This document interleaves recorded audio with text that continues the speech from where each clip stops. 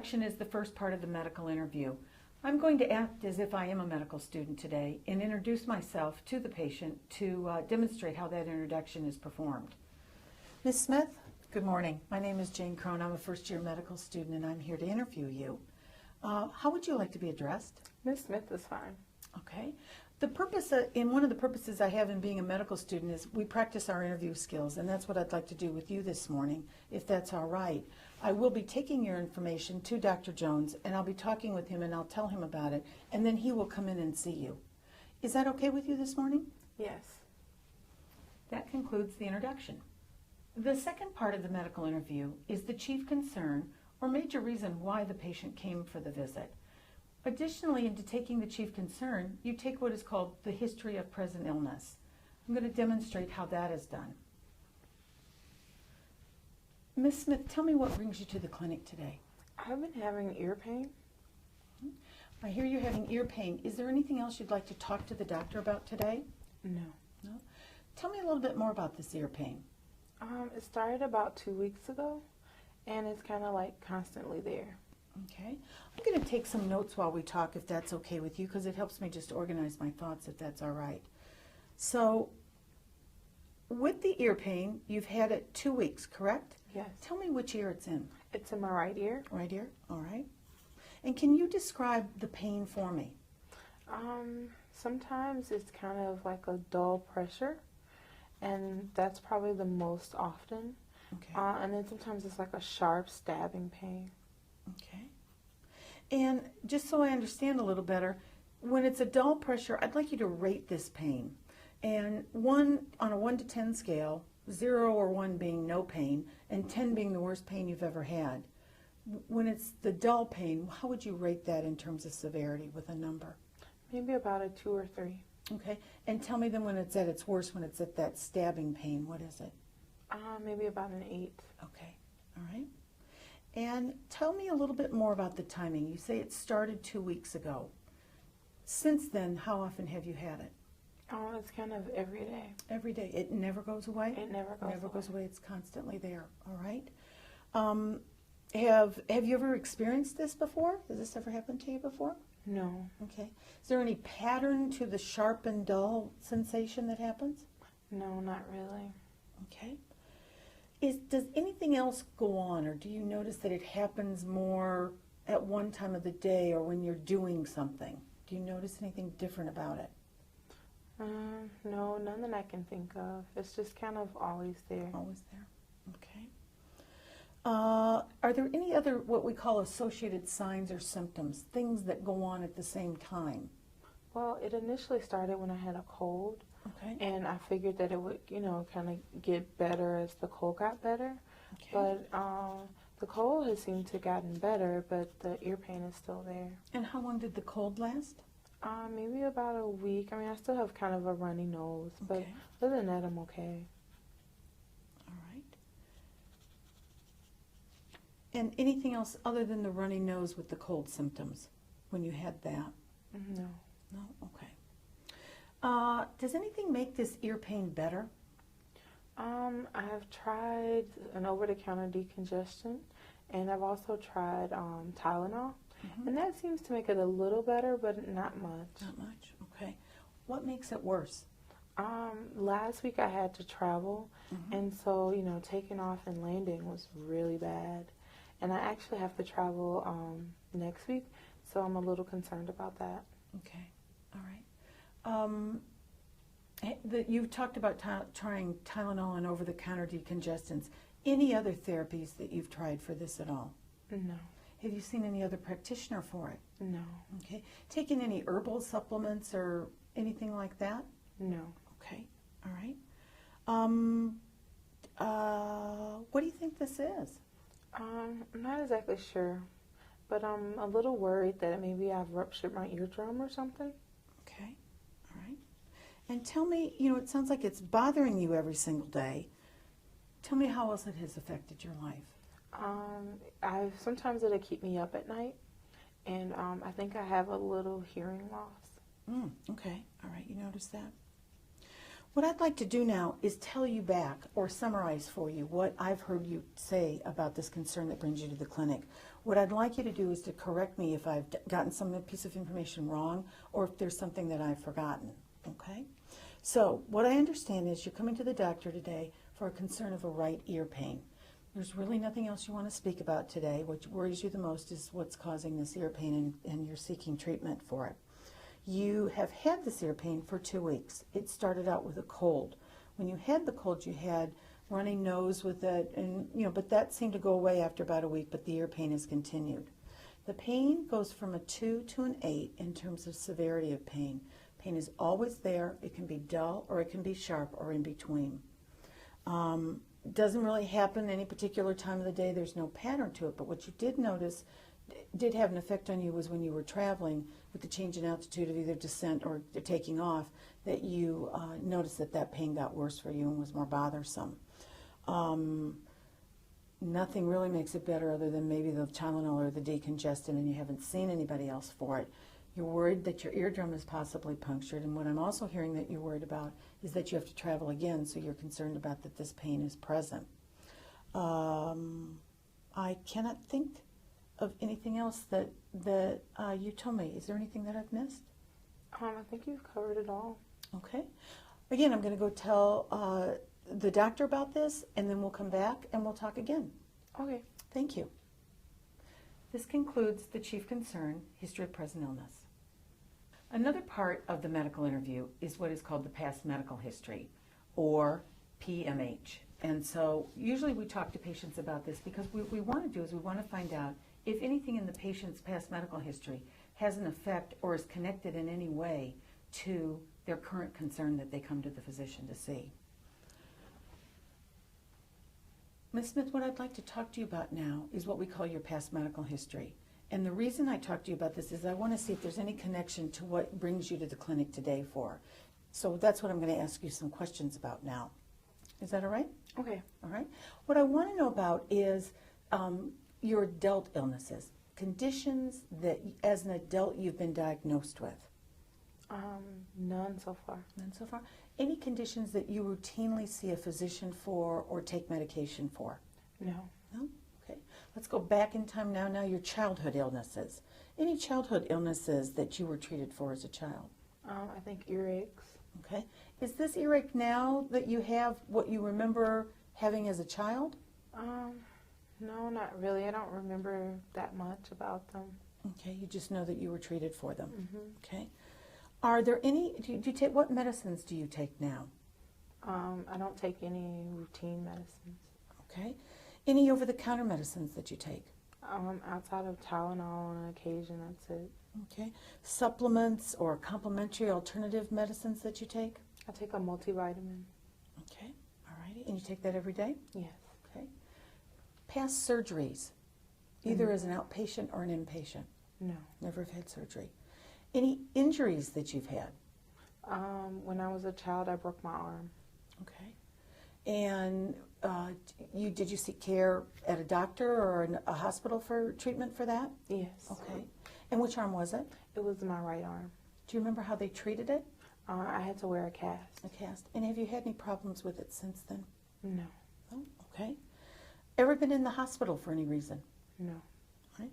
What immunizations do you recall having, or do you remember having? Yeah, I think I'm up to date on everything because I had my tetanus shot at my last visit. Okay. All righty. I've asked you about medications that you take. Do you have any allergies to any medications? None that I know of. None that you know of. How about to foods? None that I know of. Okay. All right. This concludes the past medical history. The next part of the medical interview that you will want to ask a patient about is their family history. As we've talked about, this includes 3 generations. It will depend on the age of your patient as to which way those generations go.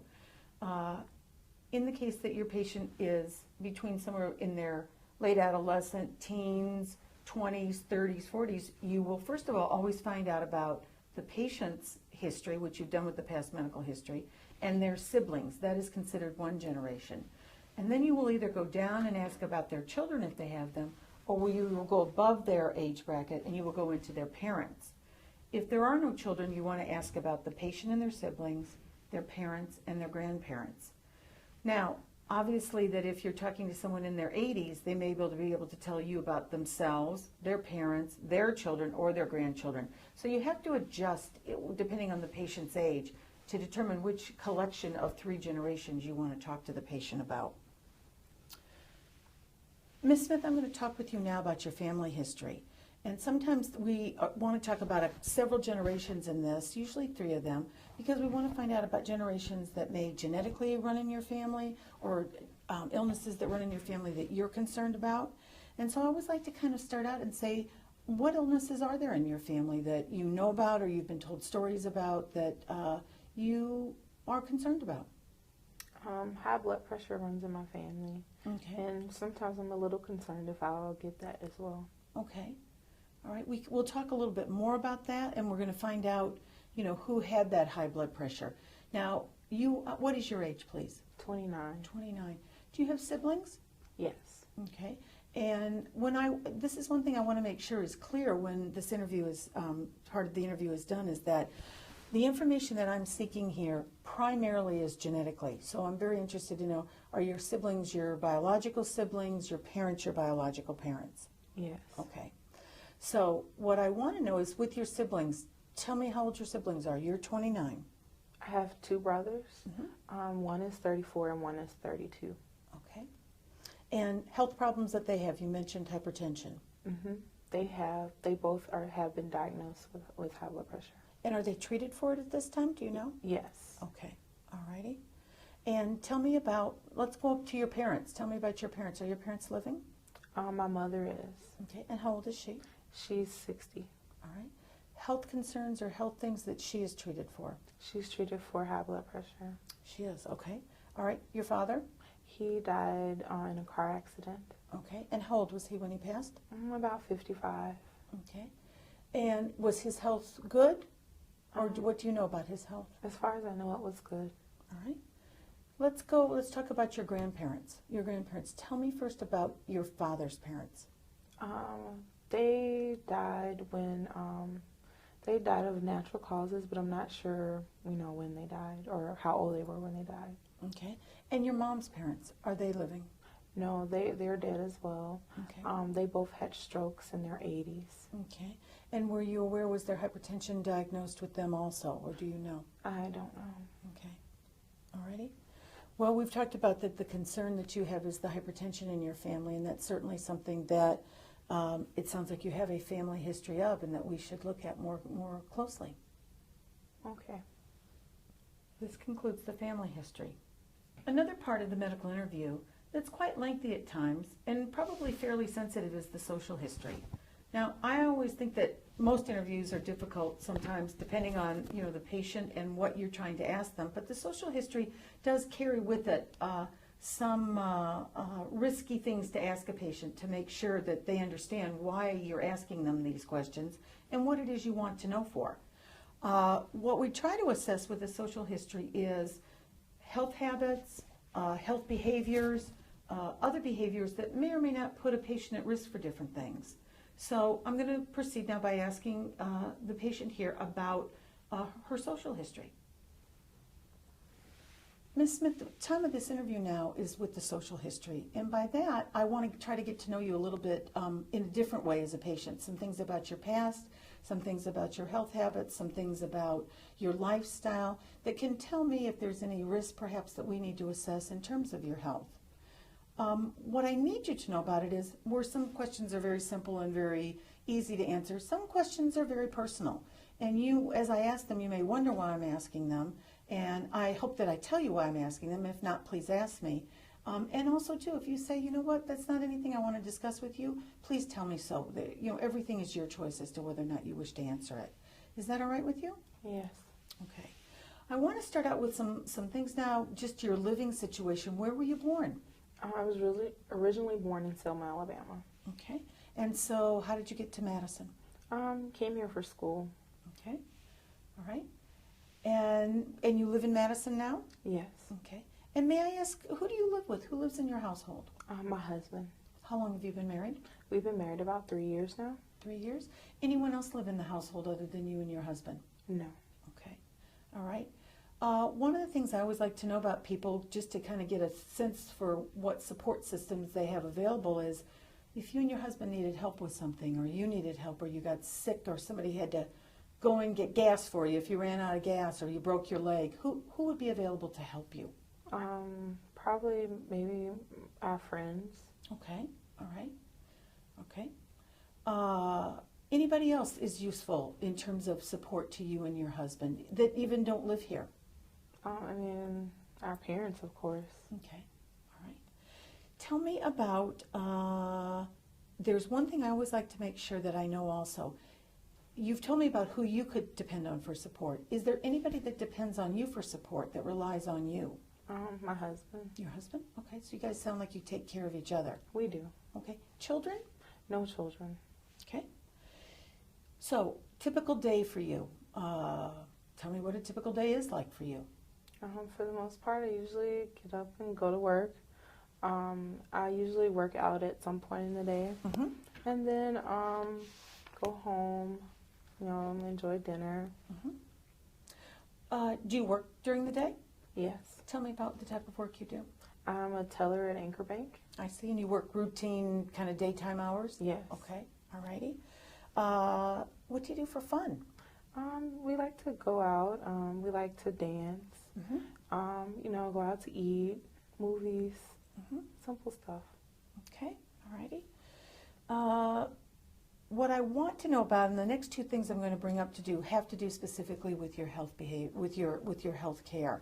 And what I need to know is, culturally or spiritually, are there any activities that you engage in, or communities that you belong to, or beliefs that you have that affect your health care that as your practitioner I should know about? No. Okay. The last thing that I want to talk to you in this category is what they call advanced directives. And advanced directives is a term that's used for instructions that are given should you and I not be able to talk about your health care. So should you not be able to tell me what you want. Most times this subject is addressed as someone becomes very ill or if someone becomes older, but it's always a good idea, I think, to ask patients, once they're a legal adult, to ask, do you have what they call advanced directives? I don't have any. Okay. This would be something I would like to talk with you a little bit more to make it a little more formalized, because there is some legality to it and there are forms to it. It's important that you think about it, talk to your husband about it or other family members about it. So I guess I'd like to bring this up to you again at another time, if that's okay. Yes. Okay. The next thing that I want to talk about is more specifically health habits that you have, all right? And we're going to talk about things like exercise, diet, tobacco use, things like that, habits that people have, when it comes to their health. So what I'm thinking about with that is, first of all, let's talk about the one thing we do every day. We sleep every day. We sleep every day. So tell me a little bit about your sleep. I usually get about 8 hours a day. Okay, and I'm assuming you sleep at night because Yes. you work during the day. Okay, as we think of at night. And you work, you sleep how long? About 8 hours. About 8 hours, okay. And what I want to know more specifically is, do you feel rested when you wake up? Yes. Okay, all right. The next thing I'd like to go to is your nutrition, all right. Is your weight something that you feel comfortable with? Are you satisfied with your current weight? Yes. All right. Can you be a little more specific about your eating plan? Tell me what a typical day eating plan looks like. And what I want to know is things about fruits, vegetables, if you eat them, or you tell me. I usually try to have 3 meals a day. Mm-hmm. For breakfast, I try to do something like a fruit or a yogurt, and maybe something with whole grain, so like a bagel or a bowl of oatmeal or something like that. Mm-hmm. For lunch, sometimes we'll eat out in the office, but mostly I try to do like a lean cuisine and like a yogurt or some vegetables or something. Okay. And then for dinner, we try to have more of a balanced meal, something with lots of vegetables and usually some sort of meat and a grain. We try to eat red meat about twice a week. Okay. So how many servings of fruits and vegetables would you say you have a day? I don't know, but I try to have quite a bit. So I'm Okay. hoping, How many would you say quite a bit is for you? I'm hoping at least, 5 to 6 Maybe Okay. more than that, probably. Okay. Are there any food groups you think you eat more of or less of than you want to or should? Um, I love potatoes, so I probably eat a little, probably too much potatoes. Okay. Any foods that don't agree with you? None that I can think of. Okay. All right. Tell me about your caffeine use. I usually drink about 2 cups of coffee a day. Mm-hmm. All right. And any colas? Mm, I try to stay away from those. Okay. Teas? Sometimes I have a glass of tea. Okay. All right. Any problems with caffeine keeping you up? No. Okay. All right. Exercise. Tell me about exercise. I try to walk every day. Okay. And how far do you walk every day? Usually 2 to 3 miles, sometimes longer, just depending on the day. Okay. And when you walk 2 to 3 miles, how much time does it take you to walk? Not too long. Maybe if we do 2 miles, maybe about a little over, maybe about a half an hour. Okay, so somewhere you're in walking there. at a pretty good clip. And how many days a week do you do this? I try to do it every day, so maybe on average 6 days a week. Okay. You mentioned that you dance. Do you dance for exercise also, or is that mostly for pleasure and enjoyment? Mostly for pleasure. Okay. Let's talk. We talked about sleep first. You start your day that way. What I'd like to know about is safety. And when I talk about safety with people, what I'm talking about are things, some simple things like, do you have smoke detectors in your house? Yes. Do you have carbon monoxide detectors? Yes. And you check those regularly with changing the batteries and whatnot? Yes. I think it's recommended you change them at least once a year. Right.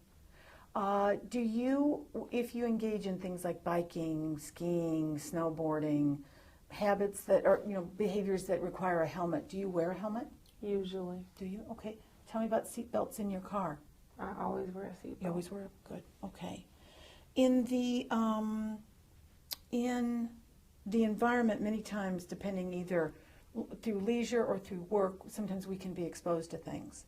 And the types of things I'm talking about is, are you exposed to smoke in any capacity or secondhand smoke? No. No? Can you tell me, are you exposed to things like dust, chemicals, excessive noise, excessive temperatures, hot or cold? Maybe some dust. Okay. And that would be when? It's kind of everywhere, but not a whole lot. Probably nothing outside of the ordinary. Okay. Anything, environmentally that you think impacts your health at all? No. Okay. I want to move on to another subject now that sometimes is difficult for people to talk about, but it's important that we have some idea of what is the status of things. And the first thing I want to ask you about is your tobacco use. Do you use tobacco? I do smoke on occasion. You smoke cigarettes? Yes. Okay. And tell me, when did you start smoking? Maybe about 10 years ago. All right. And do you smoke every day? Yeah, for the most part. How many cigarettes a day? I try not to have more than 3. Okay. All right. Have you ever tried to quit? Yes. Okay. Is quitting something you want to talk a little bit more about or you're interested in pursuing? Yeah, but maybe not right now. Okay. May I have the permission to bring it up to you again at another visit? Is that okay? Yes. All right. The second thing I want to talk about is alcohol use. All right. Tell me about how often you drink alcohol. Maybe 1 to 2 times a week. Okay. 1 to 2 times a week. And what type of alcohol do you drink when you drink? I like wine. You like wine? And how many drinks do you have when you drink alcohol? Probably a glass, maybe 2 at the most. Can you show me how big the glass usually looks, or is it a typical wine glass? It's a typical wine glass, and probably a typical serving to about half the glass. Okay, all right. The third category is drugs, and with illicit drugs, I mean anything that is not prescribed for you or anything recreational that you may take. So do you ever use anybody else's medications that were not prescribed for you? No. Any drugs such as marijuana, cocaine, ecstasy, heroin, drugs that we typically call street drugs or recreational drugs, any use of those now? No. Okay. One of the last things that I want to talk to you about is something that I talk to all patients about to make sure that there's nothing here that we would need to talk about any further. But what I want to talk about is your sexual behavior. And what I guess I need to know is, are you in a sexual relationship now? Yes. You are? Okay. And may I ask who that's with? My husband. Your husband. Are your partners male, female, or both? Male. All right. Any partners outside of your marriage now for you? No. To the best of your knowledge, are there any partners outside of your marriage for your husband? I hope not. Okay. Do you have any concerns about STIs at all? No. Any concerns about your sexual health or your sexual satisfaction? No. Okay. If there would be, please know that you could come and talk to us about that. The last thing that I really want to talk to you about, in greater detail is some things about stress and violence and more things, some simpler things, more about economic risks for one thing. And with our economy and people losing their jobs and losing their insurances, do you have any economic stressors as you think it affects your health? None that I can think of. Okay. If I could ask, how is your health care paid for? How is it taken care of? We both get insurance through my employer. Okay, all right. Any stressors in your life that you think affect your health? No, I really can't think of anything. Okay, that affect. Okay. The last thing that I wanna close with is the subject of violence, and it's a very difficult subject for people to talk about. It's a very private subject, and sometimes people just are not comfortable with it. I would hope that our office is someplace that you could always talk to us if this was to happen for you. So I guess I talk to everybody about it. What I'd like to ask you more specifically is, are you in any relationship now, be it at home or anywhere else, where you feel that you are ever hit or slapped or kicked or pushed or shoved? No. Okay, or physically assaulted in any way? No. Are you in a relationship now that where you are emotionally abused in any way or made to feel disrespected or put down? No. Okay. Are there any places where someone forces you to participate in sexual behavior against your will? No. Has anyone ever touched you or in an inappropriate way or touched you sexually in a way that you did not want? No. Okay. Is there any place where someone speaks to you in a disrespectful manner or a harassing manner that you don't want? No.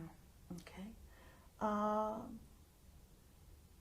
Any way that is there any place where someone controls your behavior, either by controlling your money, controlling who you spend time with, or what kind of behavior or activities you participate in? No. I thank you very much for talking to me about this. This is a very sensitive subject, as are most of the things that I've talked to you about in the social history. And I just want you to know that this office is someplace that you can come and talk about issues should you have concerns. Okay, thank you. The last thing that I want to close this interview with is that is there anything going on in your life that affects your social relationships or your legal relationships or your work relationships, anything that I should know about? No, I can't think of anything. All right. Anything else you want to tell me that I haven't brought up or I haven't asked you about? No. All right. This concludes the social history part of the interview. Thank you for talking with me today. Thank you.